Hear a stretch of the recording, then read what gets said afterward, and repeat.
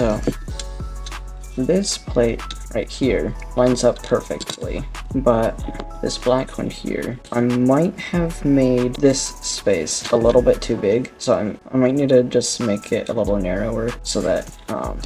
I can make the wall thicker. You might be able to see that I kind of punctured it a little bit, but it's not really that bad. But also, I kind of like the look of this finish, but printing it face down like that also makes it so I have to do supports, and it doesn't look very good, and it's also not very smooth. But on this side, it still looks alright, and it's a lot smoother. So I'm gonna modify it a little bit and then maybe print it like this with supports instead of this way, because I mean on this side you don't see it anyway,